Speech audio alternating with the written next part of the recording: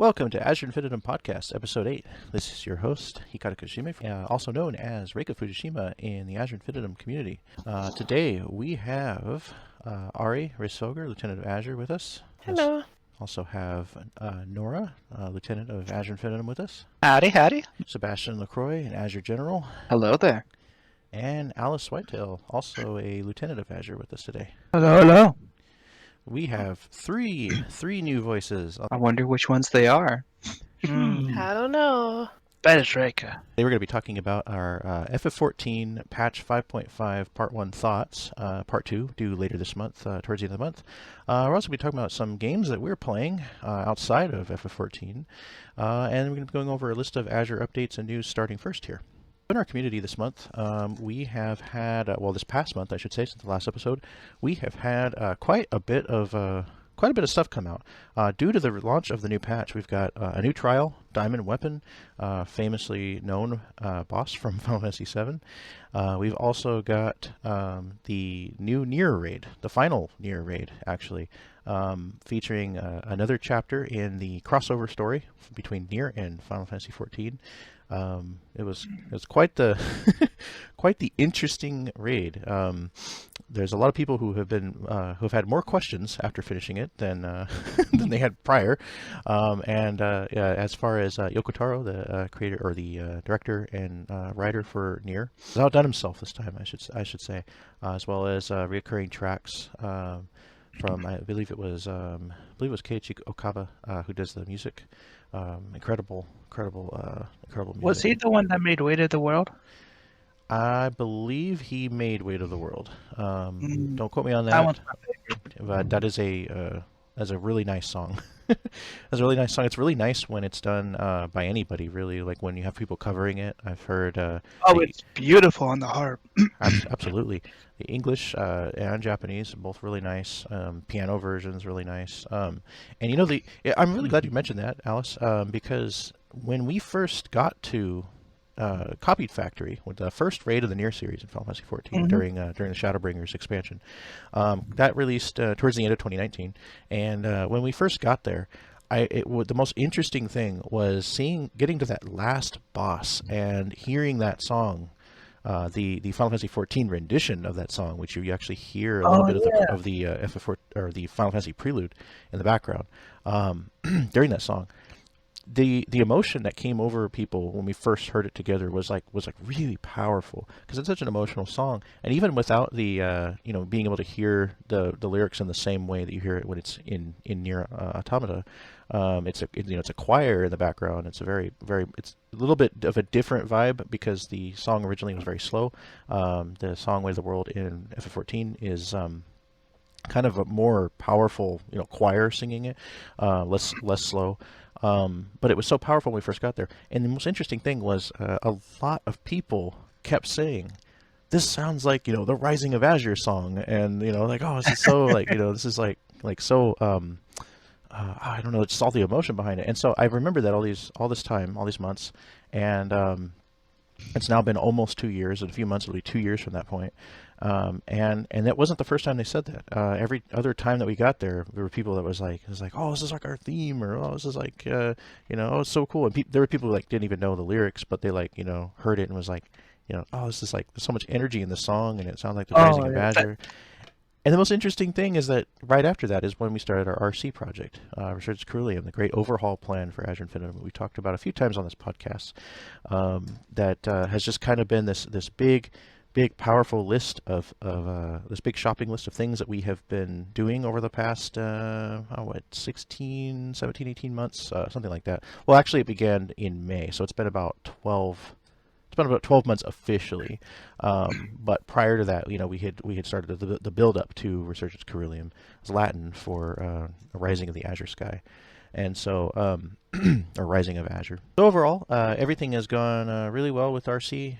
So we call it for short, and overhauling a lot of things throughout the community.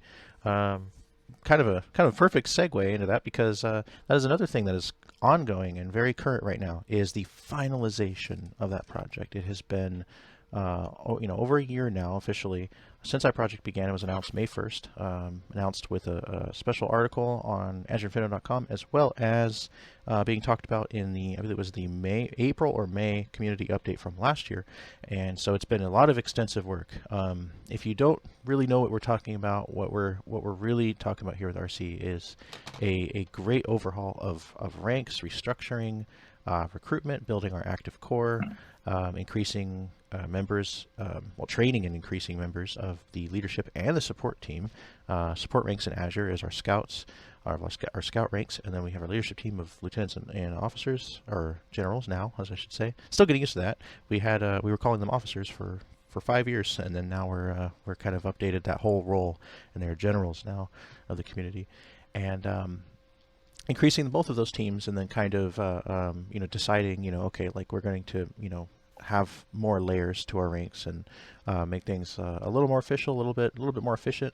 We've developed a lot of supplementary features of the community. We have the Azure Resource Hub, which is a beautiful document developed by Sebastian that's also been transcribed for our Discord now. We've got a novice network system going that is more official than any sort of like novice project that Azure has ever tried or attempted before. This assigns a kind of a mentor role to certain people in our community that other people can reach out to, look up a database of mentors and be able to get help quicker.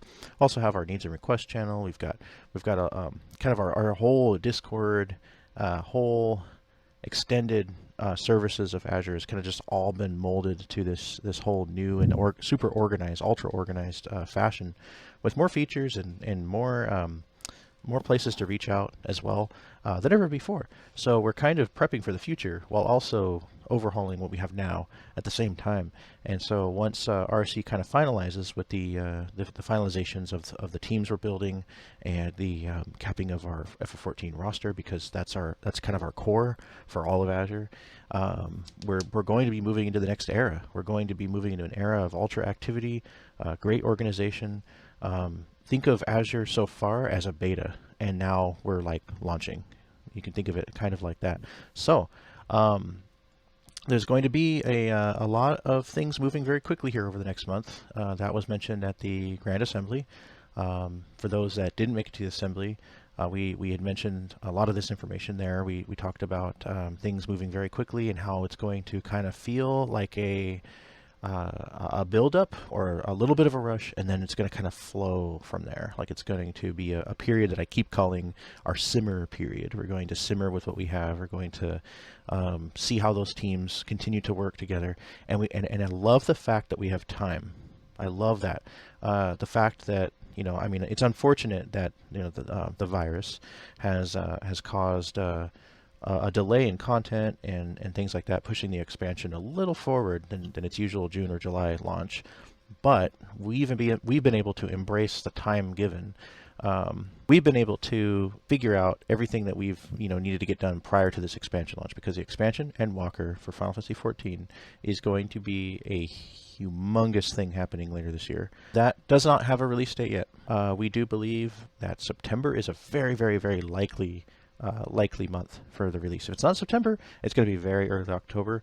Why do we think this? Because FF14's content cycle is technically back on track, as the developers have announced. Very much unlike them to release content more than 4 months later after the last update, that releases the end of the relic, the current relic. At the end of May being, the last relic update and the last story update, the last major update period prior to Endwalker. It just wouldn't make sense for them to be 5, 6, 7 months beyond that point. So I'm calling September. That's my prediction, guys. That's my prediction. I know there's quite a few others that kind of share that same idea of that. I'd like to see it come out in October. October? Yeah, so that way, got that hype of Halloween going with it. Yeah. Make it the Halloween event a big deal than it really is. I mean, if we're looking at end of May for 5.5 Part 2, and then we have I'm sorry, June, July, August, September, October. That's 5 months out. But if we don't look at May, if we look at that they're like, oh, we're releasing this content at the end of May, and it's going to be big content for another month or two at least, for the initial hype. Then count 3 months beyond that for the wait. I could see that. I could see October for that reason. But as far as November goes, no way. I mean, because they said fall. They said fall 2021, and November counts as fall. But there's just no way. If they say November, if we get to FanFest on Friday and they say November, I'm going to backflip out of my chair. I always feel like November is closer to winter, in my opinion. Yeah, that's like... yeah, me too, but it's considered fall. Like, what the heck is with that? Like, I've most of my life I've figured November. I've always thought in the back of my head that November was fall, and summer started with like May usually, but it's not that way officially. Like spring to me is March, but March can still be winter for a little while depending on the groundhog. So I still consider March to be a bit winter, but I'm like up in the northeastern, so we still get like snow here occasionally. We have essentially we have a rat deciding the fate of seasons on this planet. We just had our first 90-degree day down here, so yeah, I'm gonna say we're pretty much moving into summer. I can't stand the heat. I'd much rather live in the cold and snow. So events in Azure, we've got the NeiR 24-man that's taking place on Azure 24-man Tuesdays. This is the return of the 24-man Tuesdays, which actually comes in and out with the Eden Tuesdays, or the 8-man Tuesdays, I should say, because of the 8-man and 24-man raid cycles in the game in 14. We see the Eden raids have been fully completed as far as Azure's own content cycle with the content cycle of the game of Final Fantasy XIV. We have these really powerful raids that come out that in the 8-mans have 4 parts and the 24-mans have 3 parts, but those 3 parts are spread over almost like a year and a half or so, and then the 8-mans are also spread out, but they're 4 at a time, so they come in chunks of 4, 3 apiece. Or 4 apiece, 3 sets of 4, and that was quite the raid series. A lot of interesting stuff going on in there. A lot of cameo type things from throwbacks to. It definitely didn't go how I thought it was going to go, because I've only played Automata before this event, and so I was coming in with Automata expectations. Okay. And for NeiR, yeah. Yeah. Oh yeah. It's not NeiR, but it's a with the crossover they specifically had. I remember back at FanFest 2000. Wow, I'm having to go 2018. Yeah. FanFest 2018, I believe, or early 2019. I can't remember which FanFest it was. It was the pre-Shadowbringers FanFest where we were talking about Shadowbringers. There was a hilarious interview with Yoko Taro, and I believe Sasuke Saito was on it, and they were talking about how they were going to break 14 with NeiR. And Yoko Taro was like, what is wrong with Yoshida? We're going to destroy 14. And like I don't know why he wanted this, but I'm making it, or something like that. Technically speaking, so they funny. did break the servers with Puppet's Bunker. Yeah, he talked about, maybe we should just delete a whole server. And that became a meme for a while. People joking on the Twitter and stuff like that, and talking about Yoko Taro deleting an entire data center or something. Yeah, it was a data center, I think he said. It's like, if we need room, let's just remove a data center. And people were like, please remove Crystal, please. Though for those who actually do not know, the reason why the Dwarf Tribe Beast Tribe quest starts in Lakeland is because the Puppet's Bunker being added actually capped the memory for that region. so they couldn't put anything else in there without breaking everything. So in a sense, Oh. NeiR existing within Kalusha broke everything. That's so funny. So in a sense, they did actually break something. Exactly. That's so funny. And I remember, I remember them talking about how they were making, they were putting in more work than they usually put in for a 24-man raid, and how they've, developed bosses like Hobbs. Remember Hobbs from Copy Factory? Yeah. Second boss of the raid. That the animations for it and the way it was developed, it was like totally developed from scratch. It doesn't use like any previous wireframes or anything like that. Yeah, I mean, all when we actually look at all three raids combined and the story question mark written for it, and just everything developed for it was very very nice overall. And like other things made by Yoko Taro, it's canon. It's canon. Everything he makes is canon, including the stage play for NeiR is even canon. Yeah. So, when I started that's playing through the NeiR raids, it made me want to go back into Automata, replay it, and find connections. Oh yeah. I would like to do that as well, including Drakengard. Another interesting thing is, like, I remember from that fan fest before Shadowbringers, he had actually recommended that people who, if they haven't yet, go get Automata and actually go through it, and then be prepared, or at least buy it, maybe replay it. And it's so replayable, especially with all those endings. We could really delve into lore here, but but we want to keep the show moving. Resist the temptation. So our Azure 24-Man Tuesdays NeiR Raid Trilogy has about 3 or 4 weeks. We're about 4 weeks in. The very first one that we did, we managed to get 24 Azure people as well as a backup group into the raid on time, grouped extremely fast this time. Oh yeah, seconds. I mean, the level of activity that we've built since the last NeiR raid was current, and the one before that even, is phenomenal. I mean, you can really see the difference with how fast we're grouping raids these days. This is actually how we normally group it prior to the whole overhaul plan. It's no secret, we hit a time of lesser activity for just a little bit, and then we bounced back, and our whole community overhaul has been just massive. With the new raid, that first night, we were able to get all the way through in time, learn mechanics, we had a few bonding moments there, and finished the raid with 40 seconds on the clock. 40 seconds left I'm in the never raid gonna forget instance. That's a memory right there. 40 seconds. Oh, We're all everyone like, was cheers, cheering. keep going, guys. Yeah. It was a moment that you see in Rocket 40 movies. seconds with 23 people in the raid, because on the last one we had to pug someone since another that's member had to go. right. Yeah. So we actually went in with 20. About after Knave of Hearts, we had 23 people throughout the entire the raid. entire raid on If day we one. wipe Day one of just the raid. one more time. Yeah. Not only week Yeah. one for the event, but also the very day the content came out. Exactly. Yep. And for those of you who haven't really attended in the past few weeks, we can guarantee that Vexen's dying has dropped by 50%. Results may vary. Results may vary depending on the wedges. Smart money is on Nora dying more. But that's why we come in with red mages. Insurance. Insurance. If you're in our community and you would like to join us, we will be doing the NeiR raids every week for the next couple months.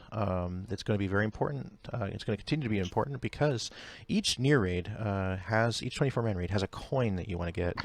3 of those coins will unlock an item at an endgame town called Yulmore, which will give you an upgrade item for one of the final pieces of gear that you can buy with the endgame currency in Shadowbringers. And so basically, for those that are not doing like the Savage raiding, it's very, very, very good to have a full set of that gear. The current item level is 530. Have that gear ready for the expansion. It'll be something to be prepared with.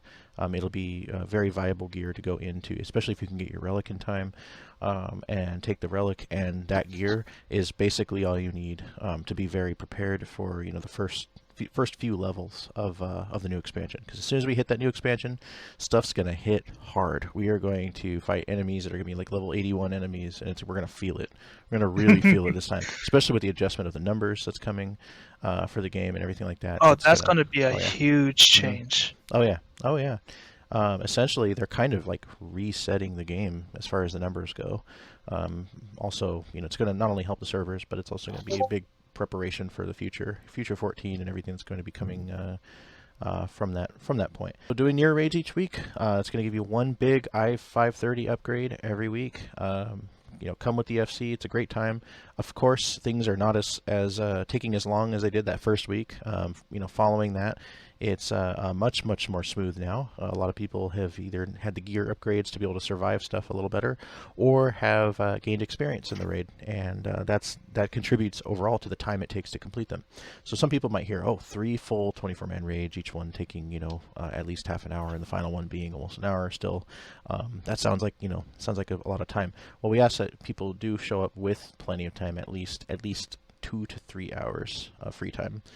To be able to do this. We take short breaks in between. We ask that people show up with the final raid unlocked. That way we can all just go and we're able to get through it in time and get those upgrades as an FC. You'll be surprised. Doing it as an FC does feel a little different than doing it with pugs. Not only do you have great people to chat with, but we've also got lots of knowledgeable folks that do call-outs. Very, very helpful for learning the content. And not to mention amazing screenshots at the end of it. Oh yeah. It's such a photo op at the end. It's really so get that good. shot. Oh yeah. And that's also a big reference to Drakengard and in early NeiR. I gotta play Dragon God. I'm hearing its name come up a lot. You should definitely play it. It's as long as you don't mind. The first one is it is kind of dated now. It's a series. Yeah, there's 3 games, Drakengard 1 through 3, and there is some manga as well. I don't think the manga has ever been available in English, but the manga is important for understanding the origin of one of the major antagonists, which is literally a flower. And is that the flower that Yoko Taro is obsessed with? It's the flower. The moon lily. Yeah, the flower. There was a being known as the Black Flower, and that being was originally sealed away by a powerful sorcerer, and then it got unleashed. And when it was defeated, fragments of it flowed out and infected the world, and then that's where Drakengard 3 happens. And like I said, we're not going to get too far into lore, trying to avoid the lore trigger here. But the premise of this isn't really spoilers. It's just the premise of it is that flower has some very powerful abilities, and it's basically a being that basically wants to end the world. And then so Drakengard has an ending E specifically. I believe it was E, which is a really crazy out there ending. Like the rest of it ends kind of how do you expect, this guy wins or this person dies or whatever. But ending E is so different than anything else. It was almost something that they thought Yoko Taro was crazy for trying to come up with this when it was being made. And he even had further wild ideas to kind of make it stand out, but they could only pick and do so much. They had to limit his power. Right. Yeah, and that ending essentially created NeiR because of the way it ends. It's something that breaks into real life. It goes from a medieval world to real life Tokyo, and in the near future, and see what I did there? and then that essentially what happens is not to spoil it, but there is a being that gets defeated that causes a big virus called white chlorination syndrome. It starts turning everything white, and people are dying, and then there's this whole thing going on with the replicants, which is what the first game is named after, NeiR Replicant. Oh. It's basically these clone bodies that were meant to house human souls because people couldn't defeat the virus. So it feels kind of morbid talking about that with what's going on in real life, but the not that that's a laughing matter whatsoever, but I'm just saying it's a big virus affecting the world. They couldn't defeat it, and so they made these clone bodies, and the human souls rejected those bodies and turned into monsters. And so technically the clones are like the new humans, and the monsters are the old humans. And it's really trippy. And so the character you play as NeiR is this guy who was technically alive in Tokyo at the beginning of NeiR, but all of NeiR does not take place at that time. It takes place original NeiR original NeiR Replicant takes place in the future. After that, after humanity has basically been humanity, the clones humanity, have been gone back to medieval times. Basically, like the whole world has been gotten to the point where knowledge has been lost and a lot of Okay, people have all right, died, lore break, so- lore break. Yeah. Well, what I'm saying essentially is that is the point of NeiR, and that's what led to further stuff going on. And NeiR Automata is some 6,000 years beyond that the point of NeiR 1, and that's why we have androids in Automata, and they're fighting aliens. And I know that doesn't even sound like it connects to the medieval part, but trust me, it will. And if you go through Drakengard, you'll be able to understand that connection. You basically only need Drakengard 3, then 1, then NeiR. You don't actually need Drakengard 2 to understand NeiR. Drakengard 2 is just basically like if you want to know what happened to the characters of Drakengard 1. So, moving on from that. With the finalization of the Eden raids, we want to thank everybody who has attended those events. Azure Eden Tuesdays is now officially fully completed, and now it's now a thing of the past. It's now a retired event. There will be Pandemonium Tuesdays coming at the end of this year, with the Pandemonium raids coming out. So that's going to be our next 8-man raid series later this year. It'll be the first set of those. The first 4 will be out later this year, and that's going to be the 8-man series for Endwalker, the Endwalker expansion. And so some other events in the Azure community has also been, in our 14 community, has been the addition of Delubrum Regine runs in Baja. We're doing that every Friday right now. That's going to change really soon. We're going to be readjusting our Baja content in the community. Baja is the current Shadowbringers Relic series. I will say this, the diamond weapon, I have got to say, a lot of people have been saying it's easier, which I can see compared to Ruby, but it is an extremely fun fight. Mechanically speaking, it has some very difficult mechanic checks, but they are all when you start doing them, you kind of realize hey, this is actually kind of an interesting way of what we have been doing before. And I really do like as well, kind of keeping spoilers here, how the extreme fight tries to blend some of the mechanics from the older fights into it to not only call back to it, but also remix some of those mechanics. I've been holding in that cough for 20 minutes. Someone kept talking about NeiR. I am so sorry. I had to. It's okay. I'll get after that was the Alice short later. version, guys. I know. I know. Oh yeah. Trust me, I know. We spent 2 hours just talking about running around network, and after I'd asked a simple question, I know what the long version is like. Sebastian's one of those cat gifs that NeiR posts with remembering the war and stuff. Oh my god, yes.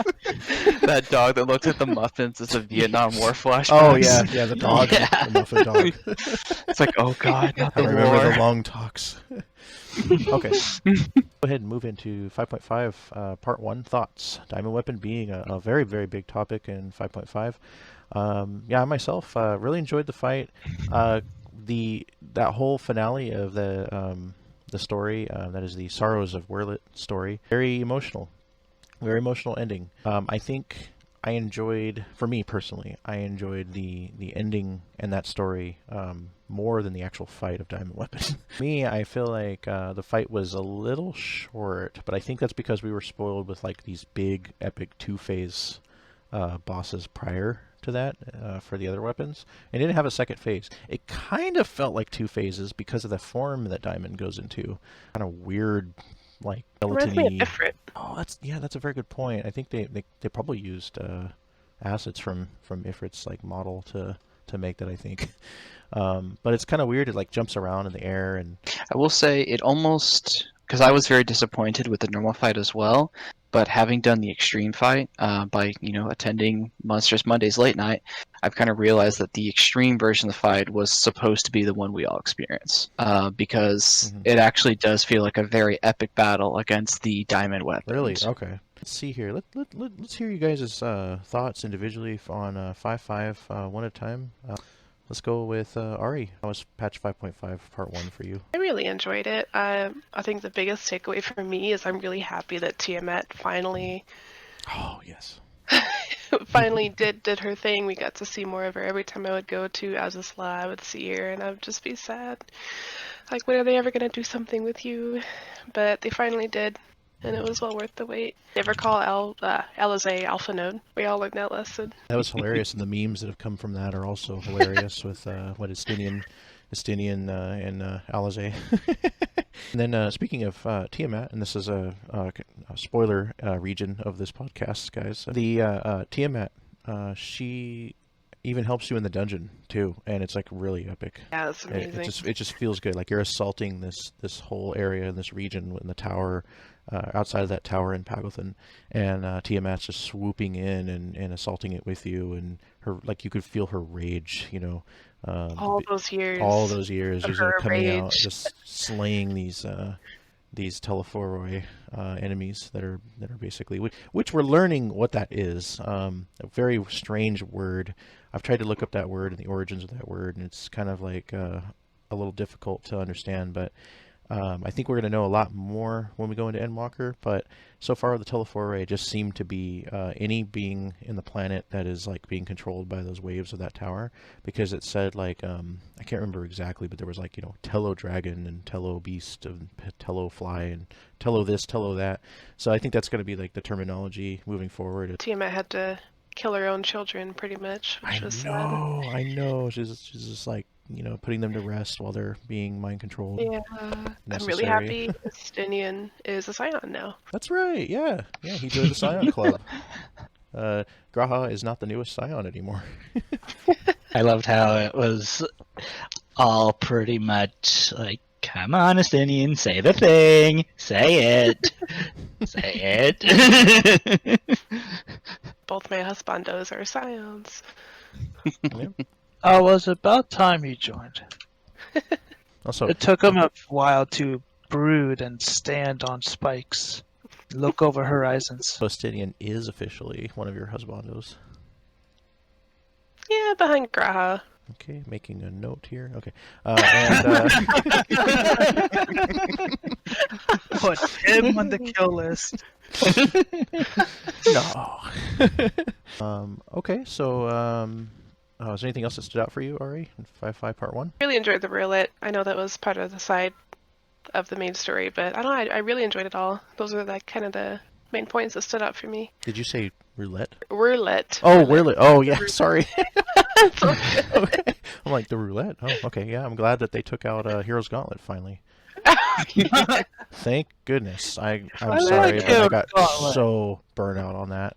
I mean, well, when you do extra roulettes often, you know, it's like we're doing them for 3 months, 3 to 4 months usually, doing them almost daily. I mean, if you do them like at least 4 days a week, then you pretty much got your weekly tomes. But for some reason, I was one of those people that never got anything else than Hero's Gauntlet. Like it's a 50-50 chance, but I rarely ever got Matea's. I always get Matoya's dungeon. Yeah, see, I love that one. I love that one, and that's the new one, so it's not as worn out as Hero's Gauntlets, which for those that don't know, they rotate in whatever the final dungeon is. They rotate that one in, and then whatever the previous one was stays in the roulette. And these roulettes are something that endgame players will continue to do on a pretty regular basis, at least a few times a week, to be able to get as close to the cap that we're given, a weekly cap of endgame tomes or endgame currency that we have, which are called tomestones in 14.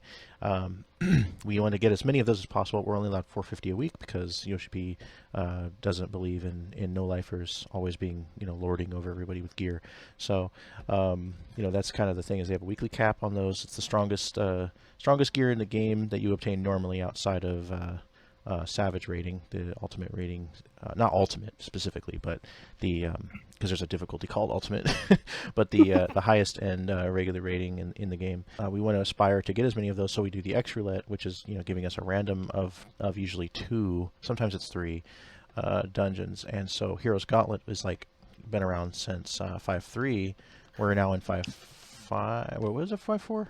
Was Heroes Gone the 5?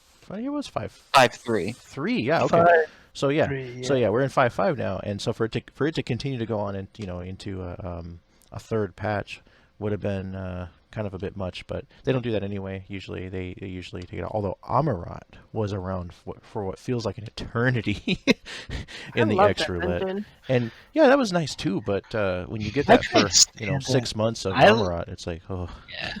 I like the idea of that dungeon, and the design is awesome, but I always hated pulling it in roulette. Yeah, I like the second half of it, like the ending part. But with the city part, well, it's not great when you get to that final area that's like in space, and your healer like goes away. Oh yeah, your healer falls off. Oh no, Sebastian I mean like recalled straight that up fun like, just leaves or disconnects completely. Like it's like, oh, fun. Nora, I want to ask anything specifically that you really enjoyed about 5.5 Part 1, or anything that stood out to you? Well, anything that stood out to me, I mean, I feel like y'all already kind of stole my thunder on this, but I guess continuing along that lines, I think the design of the Pagothon instance was really interesting, and especially how there are actual mechanics in a 4-man dungeon. Like, we had to, well, that second boss was definitely... It was pretty interesting, huh? Yeah, a bit of a surprise to see in normal MSQ 4-man content. To me, it didn't feel like a boss. Like, it just kind of felt like, like another one, something they did a lot in ARR, where they had, like, these moments where you're fighting stuff as a boss, but, like, there's a core to the boss, but, like, the boss itself is more like a mobile base that you're attacking while being shot at by lasers and then defeating enemies. Kind of most of the things you actually fight are trash mobs. You're just avoiding lasers and then getting to that core. So that was a really interesting one. I loved Gimlet Darkback in So did I. So, oh yeah. Seeing something also along those lines was pretty great. It's so funny you mentioned that, because I've had that exact thought. I'm like, this is the Gimlet Dark of Shadowbringers. Big Final War type thing, going on at the end. But a little different, because we had the Eorzean Alliance, and Doma and everybody like coming in and fighting. It was like almost like a World War I feel at the end of Stormblood. And then here we have, it's us and a very angry dragon, and Amalja and some Alamegans, I think, and some other people from Thanalan, fighting against these possessed monsters and Amalja. And then so it's also a war going on, trying to get to that tower, while we have like a kind of like a strike team going in and getting inside the tower, but they're like very surprised when they get there. And so it is very much like the Gimlet Dark of Shadowbringers. I had that. It's so funny you said that, because I had that same exact thought. I haven't really talked about that. That really stuck out to me was, of course, that scene afterward where Alphino is just sulking and Estinian's just off in the next room chilling, just totally not judging or anything. Estinian kind of like, it feels like a character they're going to kind of continue to use in doses of humor and also just coolness. Yeah. Yeah. Yeah, that whole sequence was hilarious and a bit sort of breaking the fourth wall, because, I mean, just... I love their honestly, humor. Yeah, who hasn't at least once or twice? Alice, how about your thoughts on 5.5 Part 1? honestly, I haven't gotten around doing the MSQ yet. Okay. Well, what about what do you think of Diamond, or any of the other updates? Well, honestly, with Diamond, I'm happy and upset with it. I'm happy because so far I believe it's the most accurate in design, in terms of design, as to what I recognize from 7. Mhm. I'm a little not happy with it because it's easy. You feel like the trial in general was just easier than others? Yeah, Okay. I felt like as the weapons went on, Ruby, this is just my interpretation. Sure. Ruby was hard and difficult. They scaled it back. Sapphire was, I don't even know if you consider that a fight. And then we had Emerald. Emerald. I felt Emerald was like in a really sweet spot. It had good mechanics. It was challenging, but it wasn't overwhelming. So it brought people in and made them want to stay and do the fight until they got it I think down. that one was pretty balanced. And I was expecting them to see the feedback from that and use it, but I felt like with Diamond Weapon they made it a little too simple. Okay. Like you said, it felt short It felt a little short. because it didn't have a second phase. It didn't turn gold and Super Saiyan like Bowser or The Oversoul Emerald mode. Weapon. Yeah. Yeah. Yeah, even though they did mention in a cinematic that it had the Oversoul, I think was Xenos for that one. If I remember correctly, it was Xenos as an Oversoul, and they didn't use it at all. Didn't use it at all. Instead, it focused more on that one guy being inside of it. His consciousness was like, now like stuck inside of it or something like that, and then they focused on that. I think this might sound very critical, but this is something that came to mind immediately, and I said it to several people following completing Diamond Weapon. I said, you can feel the weight of the pandemic on the development team in that fight, and while developing Endwalker in the middle of the pandemic, even though some things like certain restrictions or certain things are a little different now. There's more knowledge. There's a little less panic. I'm sure at Square they've developed a way to work very, very well and efficiently while most people are working at home. I know Koji Fox was recently talking about how he's still working at a little desk in his basement doing Endwalker.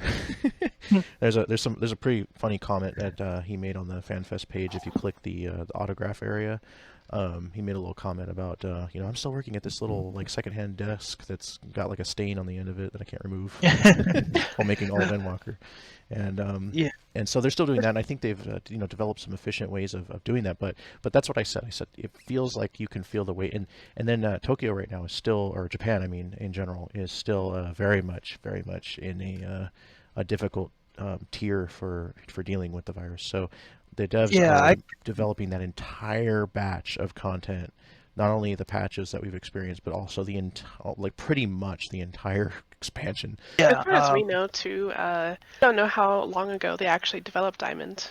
So it could have been while they were still adjusting to the work from home. It could have been. Yeah, it could have been. It could have even been started development prior to the other weapons, even. Oh yeah, it takes the behind the scenes of Shadowbringers on their YouTube. They mention that it takes 6 months to build a boss, make a boss from the ground up. Oh yeah, and 6 months ago was right in the middle of this thing getting really big. So yeah. But what I really like is that, like you said, Reika, you could feel the stress of the pandemic weighing, but what they were weighed down by it, but they weren't complicit. Oh, absolutely. Throughout the weapon storyline, especially towards the end with Emerald and Diamond, I saw that they were like trying new facial animations and like just general facial hands, fingers, poses that they weren't trying before. So so that's one of the things I like about Square Enix as a company is they don't coast. They don't want to coast. They're always trying something new and experimenting with it. And continuing to innovate. Yeah. And if they take what they used with these animations, because I was really impressed by how they looked, and put them in Endwalker, then I have hopes that Endwalker could be even greater than how Shadowbringers was for 14. It's possible, and we've also got the same girl that wrote Shadowbringers story is also writing Endwalker. So, it's going to be, I think it's going to be a grand finale, a very grand finale to the current story so far. So, just wanted to comment on one thing that you said there, Alice. Since you mentioned Sapphire Weapon not really being a fight, for those that are listening that may not know and are still listening through the spoilers, or those who might have done it and want to hear more about that, I just want to say that during that moment, the reason I believe Alice said that is because it's not a traditional 8-man fight. It's not 8-man at all. It's 1-man. It's a solo instance actually, and so there was some thought out there, some concern that maybe some of the weapons would just be solo instances and all of them but Sapphire. our 8-mans, but it was coming from Ruby, which was definitely not made during the pandemic, especially with like what Auri said about them taking 6 months to make one boss fight. Ruby releasing it very early 2020. A lot of people have commented that normal Ruby is actually almost more difficult than Extreme because of the fact that the mechanics are a little different, and it throws a lot of people off, especially people who are used to doing the Extreme fight. The expectation of here's this challenging normal trial, and then of course an Extreme trial, which is still challenging, and very interesting two-phase fight that we saw in Ruby Weapon. Then we go into Sapphire, and we have this like very simple 15-minute experience, and then it's over. And Yeah, but you get a Gundam. so it was kind of like interesting that we got to use the the mecha that we got there, the G Warrior, and and then we never see the G Warrior again. We see it for like a split second in Diamond, but it becomes the G Savior, and it's literally just carrying a platform on its back, and that's it. So some people were thinking, oh, by the end of this we're going to get a G Warrior mount, or we're going to see it again. But technically we could see it again, but the fact that it's tied to a raid story only, I don't know if they're going to use that in Endwalker or what, or maybe have I don't know. Endwalker feels like it's building up to be kind of here's everybody you ever met, now against the Garleans, and maybe there'll be like special stuff for the people who did certain raids, maybe. Or not, I don't know. I personally, not to get too far into Endwalker predictions, we're gonna go back to 5.5 here, but I just want to say that for those that did Omega, those that did all the different 24 the Evilise characters, if those all showed up with the main cast in Endwalker, I'm gonna get like serious chills, because it's gonna truly feel like everything we've ever done leading up to this point is gonna count. I think if they did something special where like how dialogue is different sometimes depending on what you've done in the game, versus somebody else's experience with dialogue will be different if they didn't do certain parts of the game. I think with that, along with some special cutscenes for stuff that you did and people you might have met, would be really nice. Or if they just included it like they did when Shadowbringers initially released, people who had never met Graha before had different dialogue when his reveal came. And he used to say, they changed this now, but he used to say like something along the lines of like, oh, you've met me, but you haven't met me yet.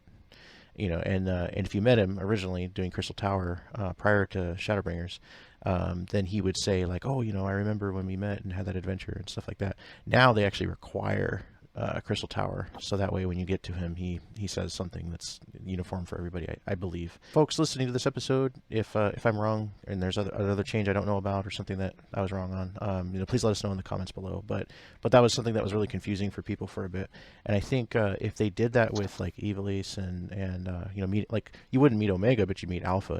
Alpha's out there still, and all of those. That'd be amazing. That'd be amazing if all those characters from 8 and 24 man raids show up as well. Going back to 5.5 here. Was there anything else you wanted to mention there, Alice? No, that's good for now. Okay. Sebastian. I'm going to just start off with a little bit of a disclaimer. I really have not touched the MSQ. I have it started, but I really haven't really touched it, simply for the fact is I've been trying to progress on a lot of other things. Sure. Around the time 5.4 launched, I had to take a break for real life reasons, and I missed everything that patch had. So doing that, helping out with Resurgens Caeruleum, and just doing whatever I do on the side to kind of help out and progress my character. I haven't had a chance to really do it. What I can say though is the Diamond Weapon Extreme fight. Like I said earlier, it really does feel like it's supposed to be the true version of that fight, but also as well, Tower of Paradigm's Breach. That was actually kind of unique for me, because I had actually started playing NeiR Automata around the time that had dropped. So going through doing the raid on launch day, I actually had stayed up. Well, I didn't really stay up. I was awake when they had released the patch, and I stayed up a little bit that morning to help Vexen, Rooney, and a few other members of the FC get their clear that morning. Doing that fight was really fun, but then going back and finishing up NeiR Automata 2 weeks later, and then coming for our third run of Tower, actually really kind of changed my perspective. And for those of you who may have been kind of holding off on playing NeiR Automata for whatever reason, it really would do you well to go back and play NeiR and then play through the trilogy of the raids, because having done that, it really does give you a fresh new perspective for the raids. And also, as well, it really does make you appreciate the attention to detail that the developers absolutely. of 14. And I will say, it is kind of a bit of an unpopular boss, but Red Girl, that is my favorite fight. Red freak. I am Oh yeah. Yes. that I I am love a Red Girl. Oh, I I love am it a too. That's my huge favorite fight. proponent. Oh, yeah. I am a huge proponent of fights being mechanically difficult but easy to understand, and I think Red Girl is like the exemplary of that, of where she is a fight that will kill you if you're not paying attention, and there are a lot of mechanics going on. But if you take the time to slow down and look at everything and find out what's going on, it becomes very easy to overcome it, and it becomes more of a test of your skill than it is about just having high enough gear to survive everything.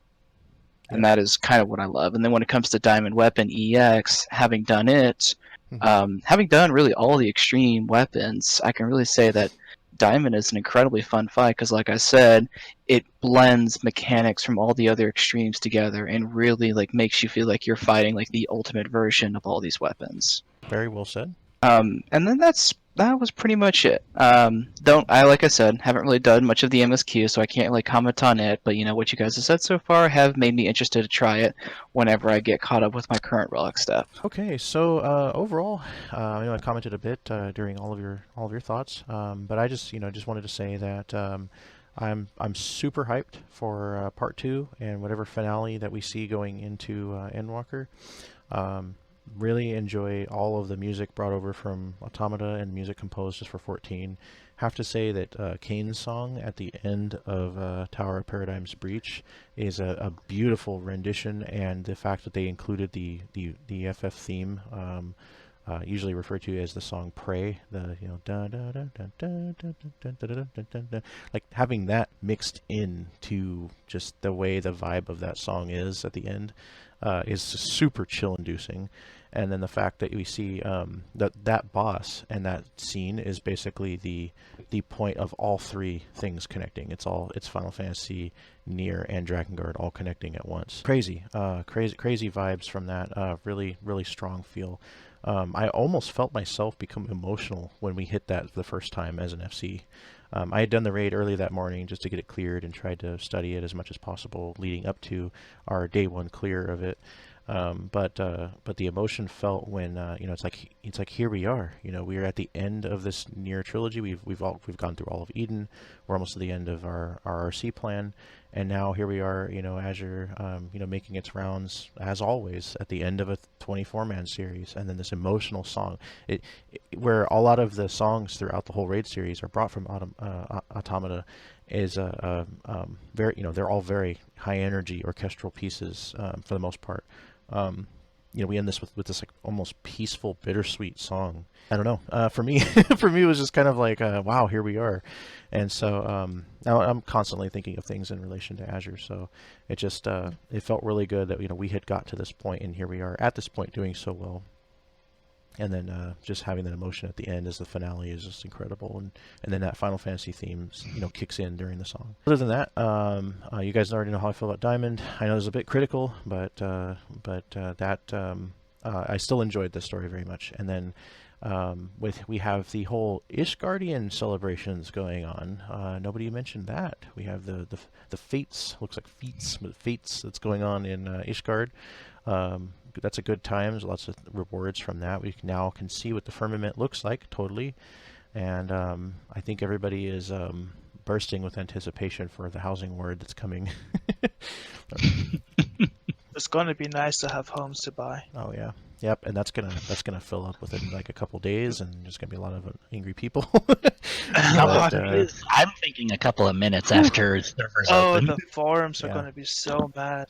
Yeah, within minutes for sure. Yeah, it's One of them's Yet gonna another opportunity for them to add instance housing, but no. And they're not going to. no. Oh, Square Enix needs that subscription money. Yeah, that's the thing is that these things are very finite. They're very there's only a certain number of them that's going to be available. It's a lot, but not as much as we're talking about a player base of 22 million moving up to 25 soon. if not already. And there's what, like some, I mean, there's like what, 80 to 50, or what was that, 80 to 100 houses per ward, I think it was. And then there's like 20 wards. That's like 2,000 homes per area per server. We're talking about like less than 10,000 homes on each server, with 80 5,500 homes. okay, 5,500 per Before 82 Ishgard. servers before Ishgard, which be the end of this year. Should be the end of this year because they said 6.1. I can imagine that not being the very end of this year, unless it's very, very beginning of 2022. But so overall, we're talking like 22 million people currently, and less than 1 million houses available. Jeez. Yeah. That's like 95% homeless. Yeah, that's a big problem. I mean, they try to make it up by saying, oh well, you can get an FC chamber, you can get your own apartment, you can get be a roommate with somebody, but it's just so like and It's and a then cop out. it kind of is, and the fact that like there's people who leave one house, it does open up a lot if they're moving to another place, but that still doesn't help a lot, and it's a pain in the butt with the timers and all that. And a lot of people are very salty about it, despite being such a popular game, and how much people love the game so much. It's kind of amazing that they stick with it on top of it being that messed up when it comes to the housing. That's kind of the I hate to say this, but I feel like that is 14's one major failure is housing. Other than that, I think they've done a phenomenal job overall. Okay, so we talked quite a bit about 5.5. Our last segment here. Let's hear about like some of the other games that we're playing here. Like, what are we playing, guys? I'm actually, to quote relevant events, Alice recently got me into trying out Resident Evil 4, and I've Ooh. actually been, first time I've played Resident Great Evil choice. 2. Resident Evil 2 I played, which is the remake they released a couple years ago. Mhm. I didn't get very far in it before I dropped it for some personal reasons. And then I picked up 4 after Alice had basically begged me to keep playing it for months. And I'm slowly burning through it right now, but with how everyone keeps comparing Village to 4 and like talking about it and like how it's just become just so hot within the in general, figured, okay, you know what, I'll go ahead and I'll try to get through 4 and beat it. Whenever I'm not doing that, if I'm not playing 14, I'm either pulling my hair out at XCOM or at World of Warships. I've been getting into War Thunder recently. It's this military vehicle game where you can play as planes, tanks, or naval. Naval's not really popular, but mostly tanks and planes. And I've been having a lot of fun with it. I've been trying to go down the American aviation line to get to the F-82E with those 1150 cal machine guns on the gun pod and just go amazingly ham with just firing the beam of tracer rounds. Unfortunately, being the weeb that I am, the Japanese line is not very good. They didn't have very good tanks. And it reflects, and it makes me sad. The German tanks, way overrated. They are not like the German tank gods that the memes talk about, like the Wereboos want you to believe. Sebastian. Oh, And okay, I see how it is. yeah, I've been having a lot of fun with that. Also, I enjoy war games. I've been on war game kick lately. World of Warships was the war game I played before. Yamato was the tier 10 BB for Japan line, and that was my first tier 10. I love that ship. It's a great ship. I don't care what anyone says. It never sank. It was a myth. Still in the harbor somewhere.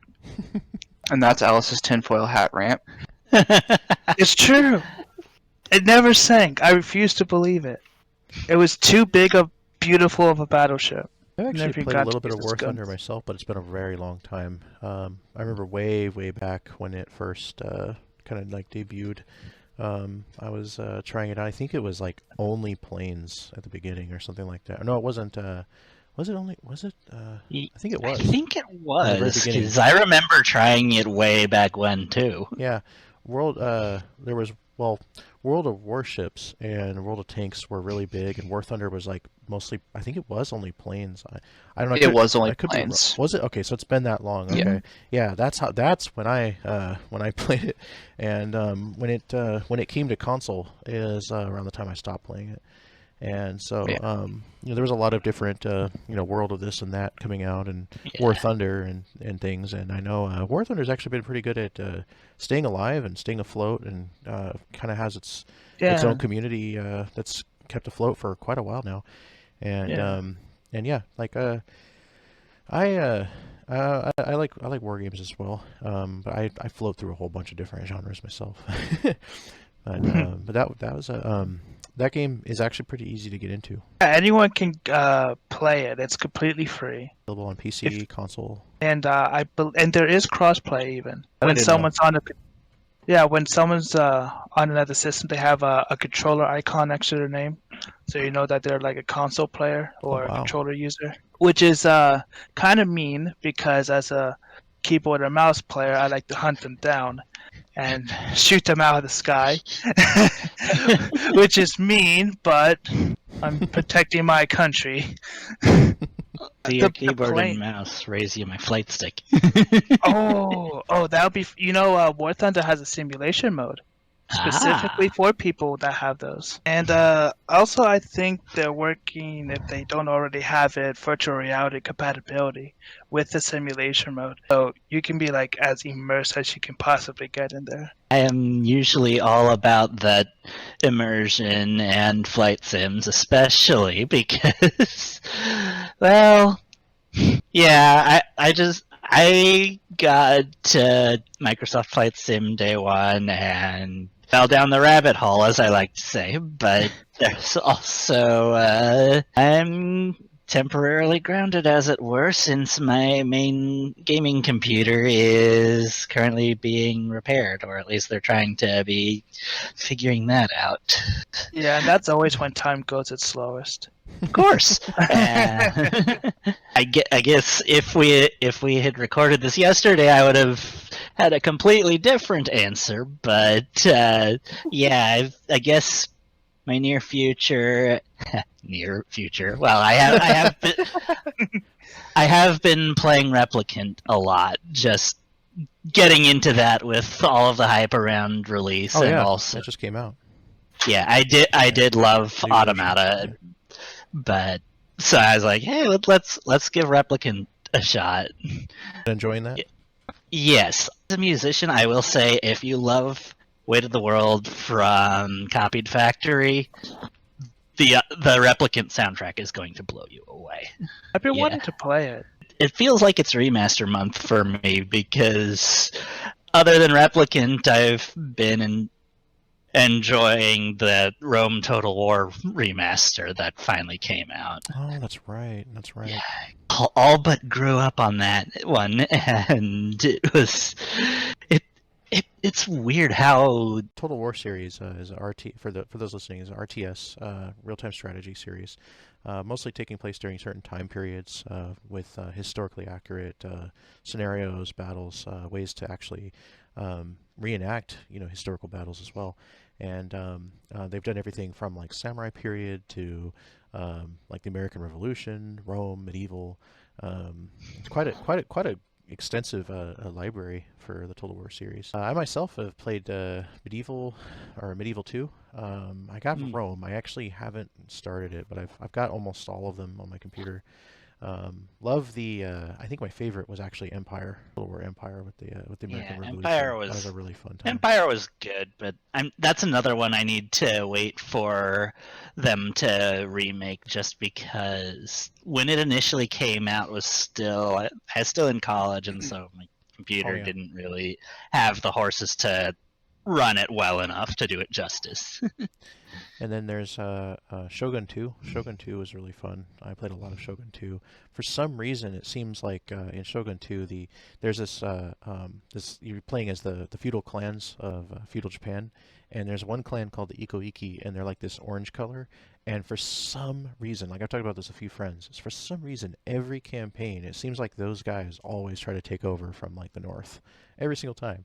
And so I got I got frustrated because they kept coming down from the north, like every single campaign I was doing, and then I switched over to or no, I went back to Empire. I'm trying to remember. I think it was Empire had the Australians that had the crazy wind guns, and then there was a feature in Medieval that was really funny. It was like this big. Did you play Medieval, Nora? So long, I Medieval? couldn't Okay. really talk Well, much about it. Even. I think it was the English guys had this crazy like mortar cannonball thing that was really hilarious. Like I think you have to unlock it like later, but there's this thing they fire it up into the air and it comes crashing down to the middle of an army, and it just like stays there for a second, and then it explodes. I don't know why, but it makes me laugh every time. Now I'll be looking more at my Switch, getting back into Monster Hunter, which I know there's been talk of some of that among Azure, so that's definitely a neat little tie-in, Auri. And then of course the new Pokemon Snap is just wonderful. But I want to get that someday. Yeah, I want to play that too. All right, I want to play Village.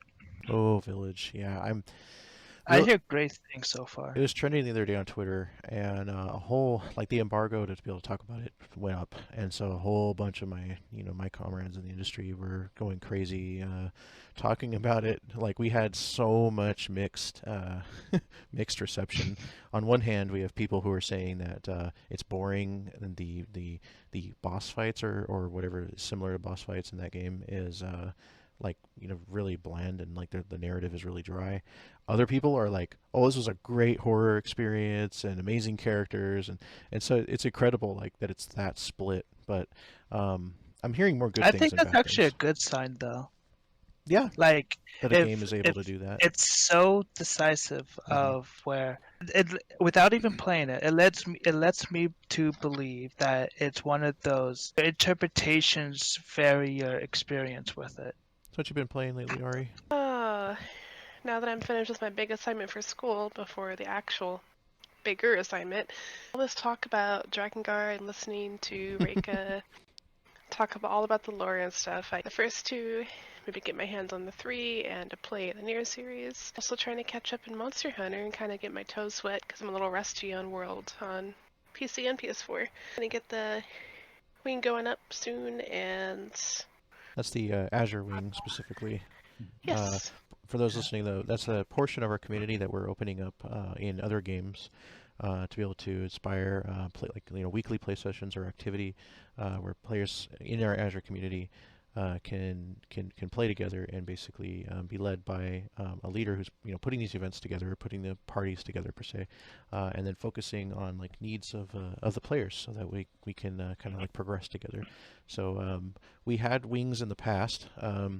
We had Destiny activity, we had Monster Hunter activity, we had a little bit of Battlefield activity as well, and we look to be bringing those back, not all of those specifically, but to be bringing our wings back. We also have a forum on Azure FM. You have to switch to the original Azure FM by clicking at the top of the page on PC or on mobile. For regular Azure FM, not the non-14 one, there's actually a forum post about how to establish a wing in Azure. We're actually looking for people who want to build these groups and have a role in our community called Wing Commander, which allows them to basically have mostly free reign over how those wings are run. Just aside from making some reports to Azure leadership and letting us know, how those things are going, because we want to start building our presence in other arenas as well. 14 is like our main core, but as we establish these wings, it also helps players in our community, find other activities outside of 14 to engage in, and then basically.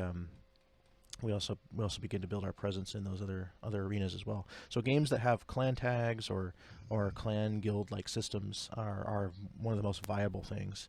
And then we could easily see some FPS like clan coming back with the release of either like a new Call of Duty or a new Battlefield, which a new Battlefield is actually in production right now. And just hope this one's good. for those that don't know, I'm a massive Battlefield fan. I played extremely heavily during 3 and 4, and even had a kind of a clan at that time that I was a big part of. So that was before 14, but before Azure even. But I'm really anticipating Battlefield 6. So is one of our generals, Terry McKinney, is also very interested in getting into 6 and possibly developing some kind of degree of Azure activity. There is actually an official Azure Battlefield clan that's registered on in the Battlefield community. So adding Azure to your tag or joining it through the Battlefield community will kind of get you ready preemptively for BF6 when that comes out. But as far as I already mentioned about Monster Hunter is that's the most viable wing that's in our future. It's being planned for some Monster Hunter Rise and Monster Hunter World content. So when the Monster Hunter PS4 and PC. PS4 and PC, yep. So definitely look forward to more announcements about that coming soon. I'm really looking forward to that. I've been Me practicing, but well, as soon as I started, I used to play World, right? Mhm. And all the way up to like the second round of Koltaroth, and I had like the best build. I went out and I beat Behemoth. I got the Dragoon armor. I got the Crypt build set. I got the Rocket Power Greatsword. I was Nice. golden. Very Then I nice. took a break. And then the Iceborne big came game. out. And then Iceborne came out. And I come back in. And I swear to you, I'm a day one babe in the woods all over again. So much has changed. Like there's new decoration sizes. There's a whole new village. haven't There's played new Iceborne yet monsters, either. new areas. The meta's changed. Oh Lord, has the meta changed? There are new moves, new weapons, new armors. You have to build things in a different way now, and Mhm. apparently elemental resistance is like good now. Of where you don't need like 40 just to reduce it by like 25%. You want element on so many weapons now that you never thought about putting them on. And it's such a learning experience, but it's a good learning experience because it feels like I'm playing a new game all over again. But I'm still having the experience of the Monster Hunter World portion before getting into Iceborne. That was very well said, and actually makes me really want to play it now. Yeah, I have yet to get an Iceborne myself, so that's gonna be new for me too. And other than that, I've been trying to go back into trophy hunting for FF7 Remake, so I'm playing through that on Nice. hard mode. Oh, I want to play that Sounds so It's going to bad. be difficult. There's some guys online though that kind of give you a nice build because you cannot use any items. You have no MP regeneration. Phew. In terms of recovery, you can't sit when you sit on a bench. You cannot recover your MP. Dabbling in a little bit of a TFT from Riot Games lately again, trying to get back into that and What's that? TFT? Teamfight Teamfight Tactics. Tactics. Okay. It's a little like auto chess from League of Legends, but it's not actually League of Legends. It's a little strategy game where it's you against 7 other players. Now that I have my whole desk set up all nicely and my VR set up that Reika gave me for Christmas, kind of want to get into the VR games that I got along with that. I'm really excited. Oh, you should try Beat Saber. I didn't get that, Yes. but don't you need the controllers for that too? I don't know. I think- don't have it. I think just you wish I do. had it. Yeah, you need the you need the controllers with it. It's very active.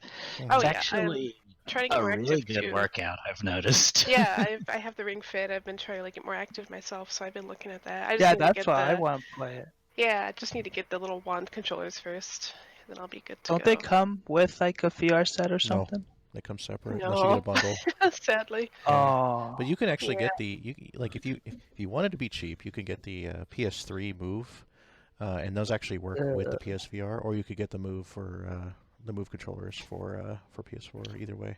Oh yeah. I think I want to get like those gloves that are like real new that show resistance, so you can like touch things, kind Oh, of, that'd you be know. crazy. Yeah. I think it's called like Flexi Bones or something like that.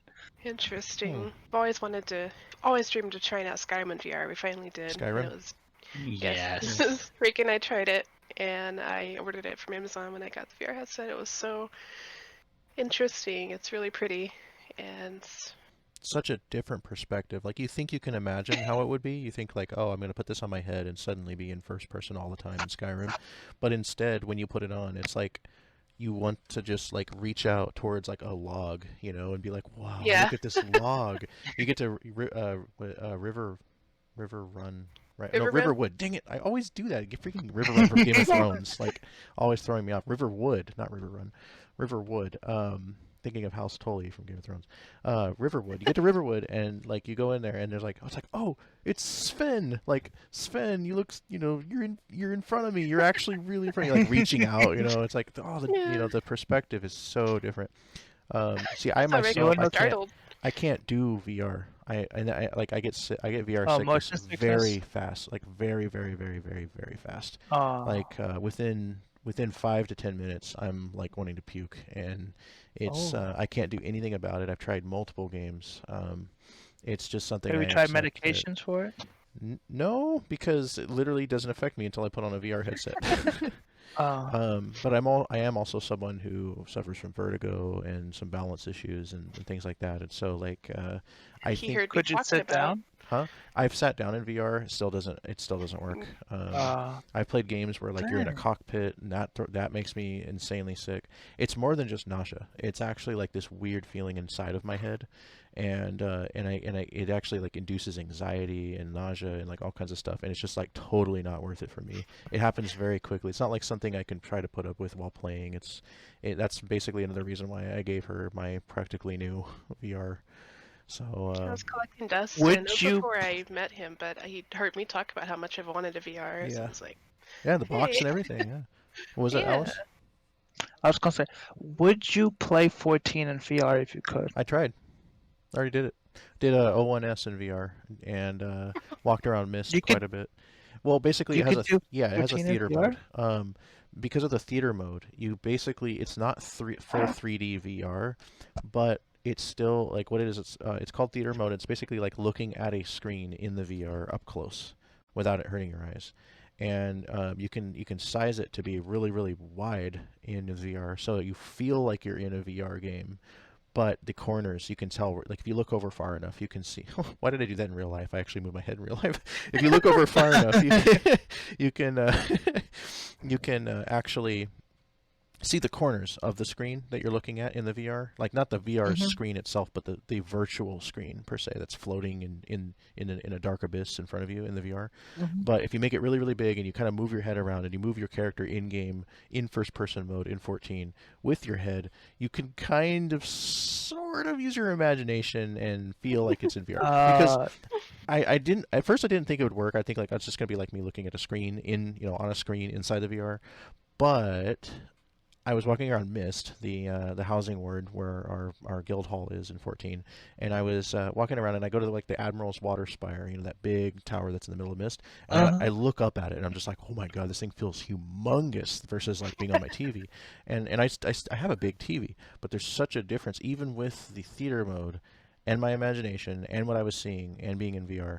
It still gave me a VR-like feel, even though it's not a true VR game.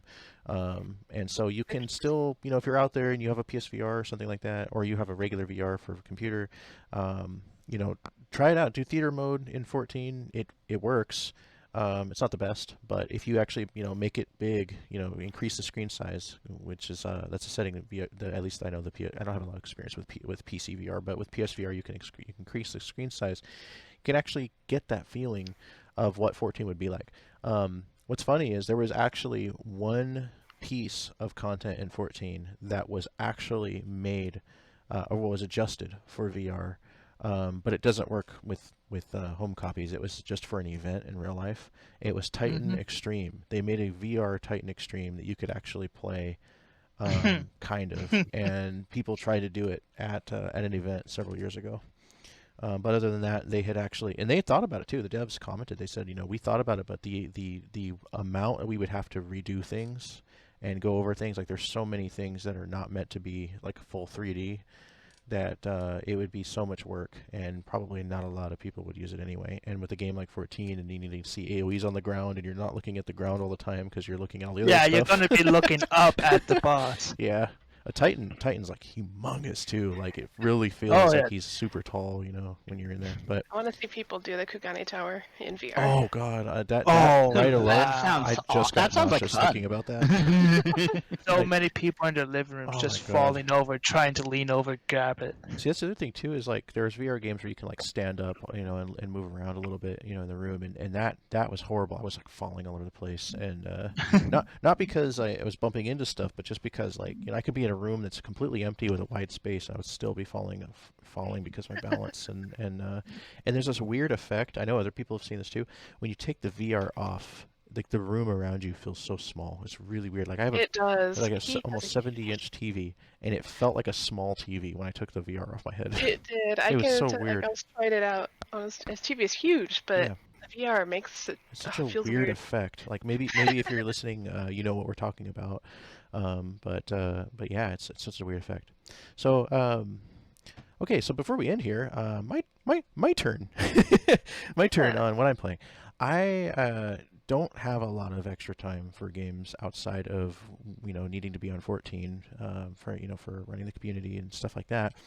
But in the time that I have had, I have slowly but surely been making progress on a couple other games.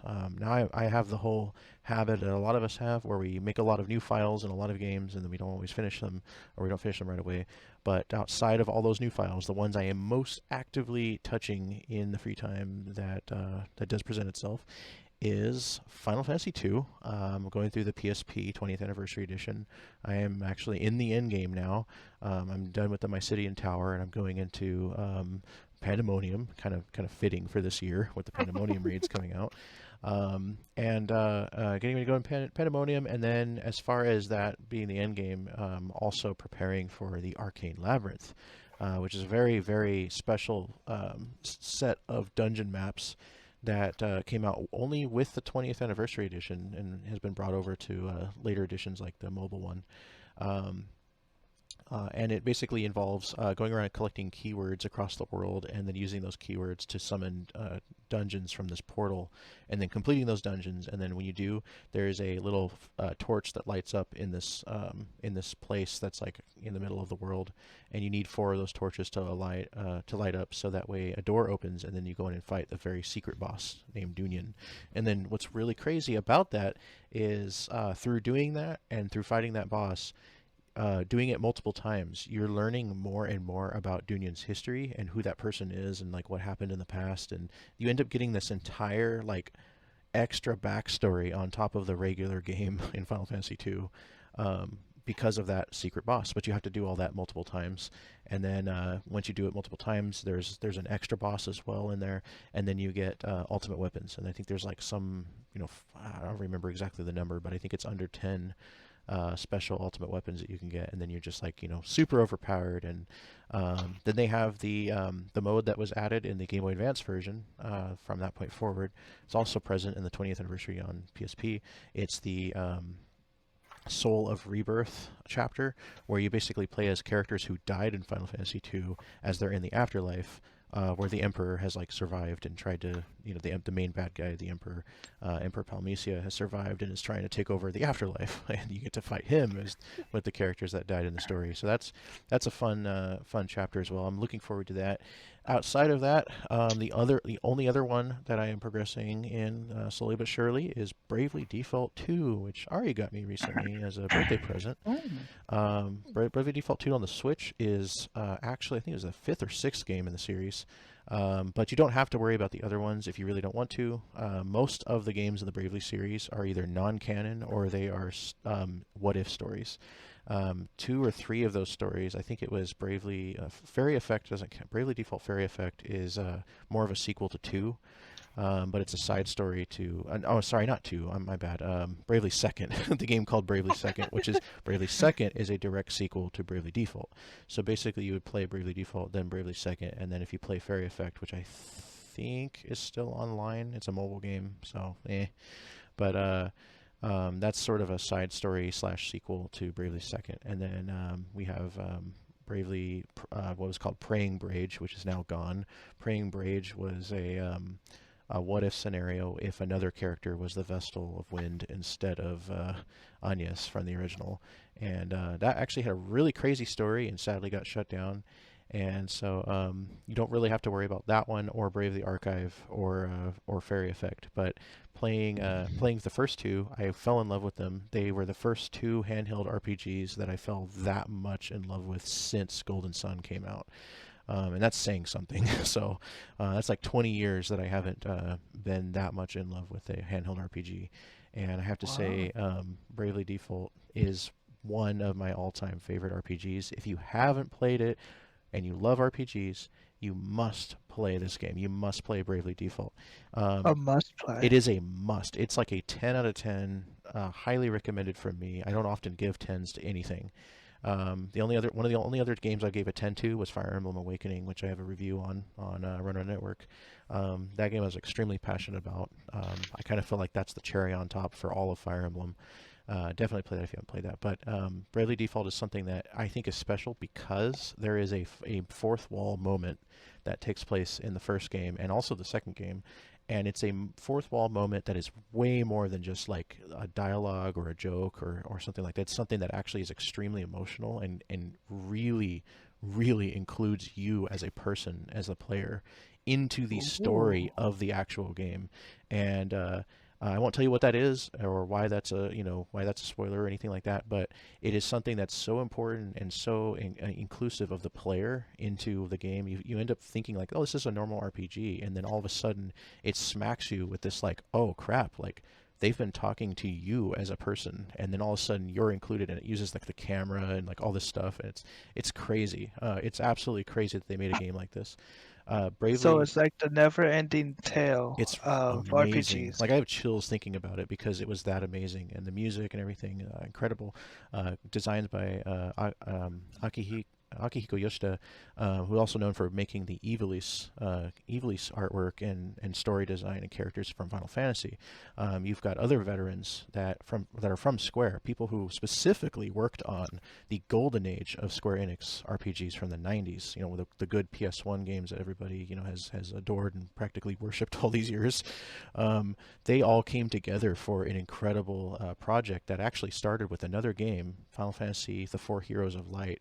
Was the game that inspired Bravely Default. And what was really funny was during development, at the end of that game, they said, you know what, we're not done here. Like we just finished making this, but let's start drawing up a new project right away. And they did like right there in the same meeting. They're like, okay, let's make something else, because they were having so much fun. They hadn't done it in to that degree with that style of game in so many years that they were just like having a ball. And so they just made Bravely Default, and they were like, okay, we're still not done. Bravely second, and then they took a little bit of a break. They made Octopath, and then they went back to back to Bravely Default. Made Bravely Default 2, all the little mobile games in between, and then now we have Project Triangle Strategy coming out, which I'm like frothing at the mouth over because I love tactics games. There is not enough tactics games in the 2010s or the 2020s so far, which I know we're only 1 year into, or two maybe, I guess you count 2020. It's a horrific year.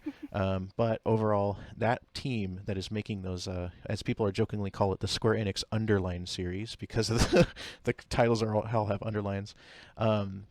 Amazing must-play series. Every single game is a massive hit, and every single one so far has been a 10 for me. I can't express enough. I know people who have the game sitting on their shelf. They are doing a huge disservice to themselves by not playing it. This is my biggest recommendation in all of gaming, besides playing Final Fantasy. Play Bravely Default. Play them all. Please. I will almost pay you to play. Like, that's how good it is.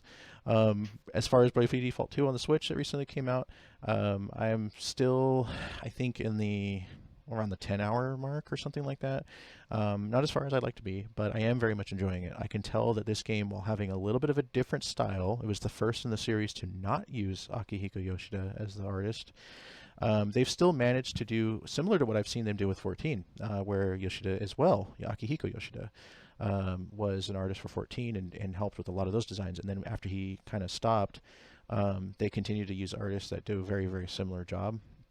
And then they also have other people in 14, like the guy who made, Tactics Ogre, the guy who made Ivalice, those real rich medieval, kind of medieval / Indian/Arabic styles, for design philosophy, working on the project, continue to work on that while Yoshida, goes to do other things.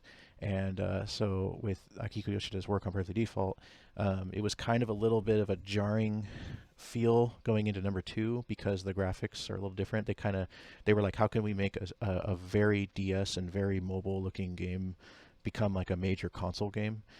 Even though Switch is still, partly a handheld, they had to make something that looked good on big TVs as well as handhelds. And so they chose a new style and a new artist that I feel like 85 to 90% captures that feel. But I would have loved to see Bravely Default designed by Akiko Yoshida, Bravely Default 2, I mean. But I'm still enjoying it. I'm enjoying it very much. In the game, it is a very, very, very, very Final Fantasy / Bravely Default feel. Everything you're used to in Final Fantasy is in there. Phoenix Downs, White Mages, Black Mages, everything you'd expect. Since it's, maybe unofficially a spin-off of FF. Story is pretty good so far. Enjoying that.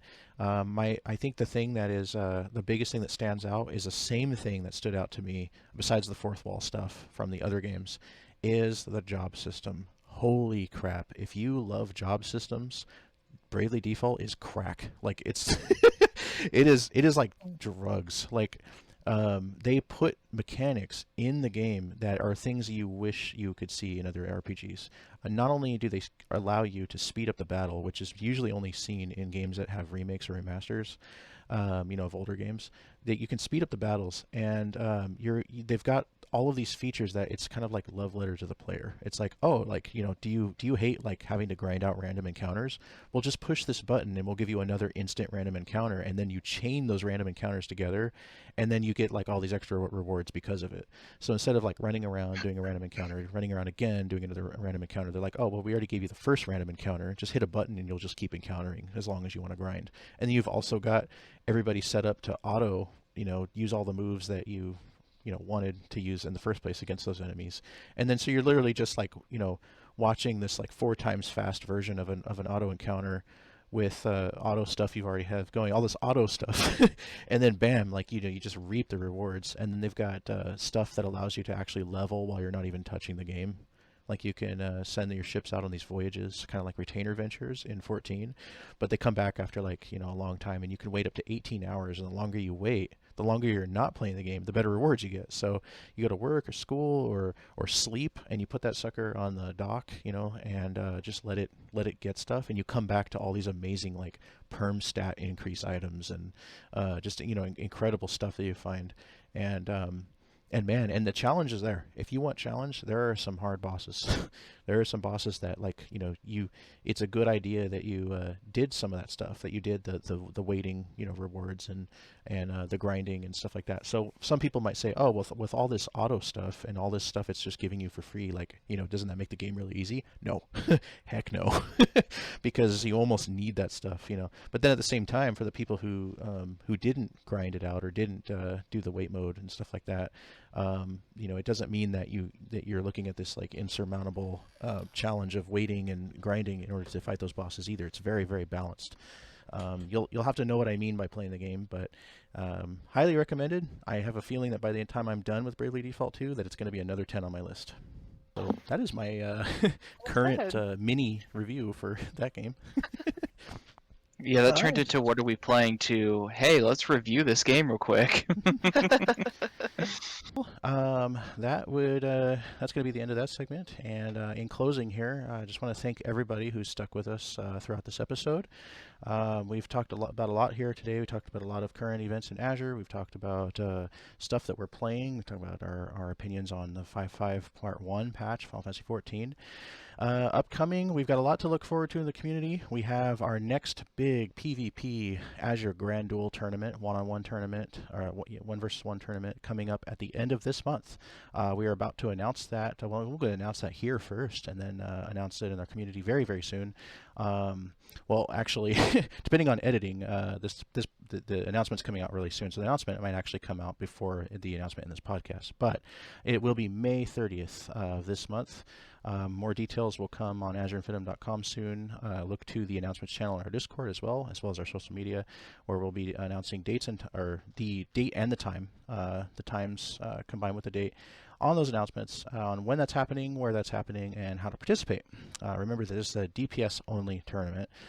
For reasons we cannot do healers and tanks. It just doesn't work out the same way, or the A matches healer take versus a extremely healer long. is going to take all day. And if a match takes 30 minutes and there's 25 entries, that's going to take way too long. So DPS only tournament. Sad astrologian noises. We forgot to mention that a new event actually debuted tonight, the night of this recording. We're currently on Saturday night right now. The Azure Dungeon Delver event. That's the new Palace of the Dead Deep Dungeon content event that debuted tonight. And not only do we have that to look forward to on every second and fourth Saturday of the month, we also have Final Fantasy XIV Fan Festival coming up. I know we mentioned Fan Fest earlier. With the Fan Fest that's coming up this next Friday and Saturday, we're also going to be having a list of Azure Fan Fest events. We're going to have a watch party on Friday and a watch party on Saturday. The watch party is going to begin a little bit before the streams on both days. Times are going to be listed on the advertisement that's coming out. So the streams start around 6 p.m.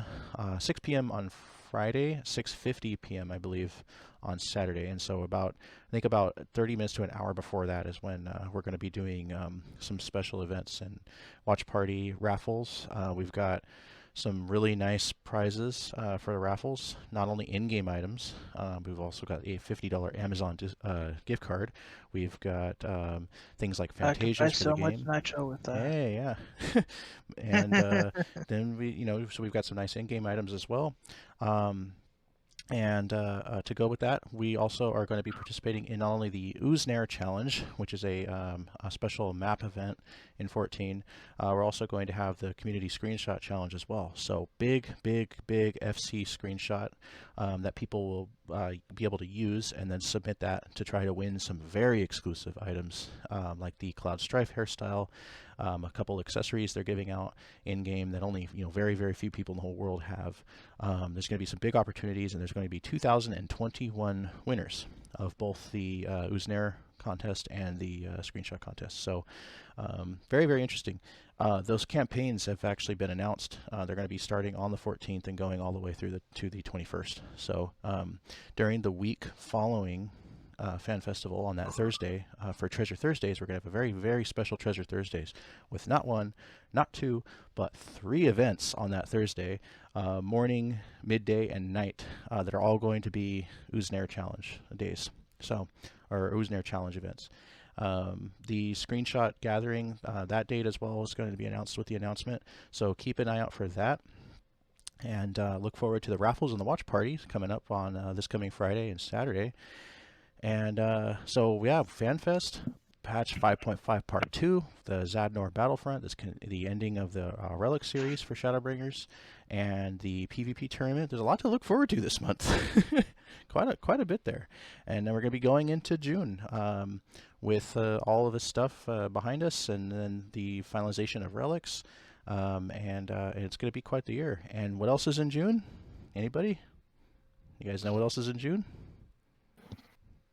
Azure Day Weekend in June 2021 is taking place. Oh yeah. 1 month from now. 1 month from now. Next. Not officially. I don't have the date yet, but the date is going to be announced to everybody very soon as well. So Azure Day Weekend, our 2-day celebration of the FC. The second one this year. First one was back in March.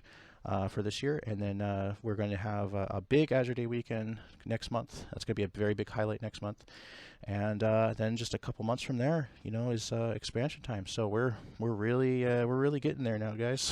We got RC project ending as well next month. So that's Azure kind of like I said earlier. In a sense, it's kind of like we're coming out of a beta type mode and going into this like true Azure that we've been building for so long, and then we're going to be having just so much going on, and it's going to be really, really incredible. Lots of fun, lots of excitement in the air with all the events and content going on throughout Azure and 14 and FanFest and Endwalker News, and just like it's a much better year for Azure and for a lot of us in general than a lot of the challenges presented last year due to not only the pandemic but different schedules and things like that going on. So lots to be excited about, folks. Lots to be excited about. So with that, let's go ahead and end this episode. Again, thank you all for listening. Don't forget to check out our we have social media pages on Facebook, Twitter, Instagram. We have a Steam group we're trying to build.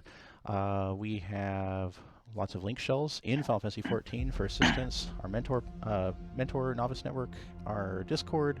All that information and more can be found not only on AzureInfinitum.com, but in related Azure services, as well as our Azure Resource Hub and the new Azure directory on our Discord, which is at the top of the list.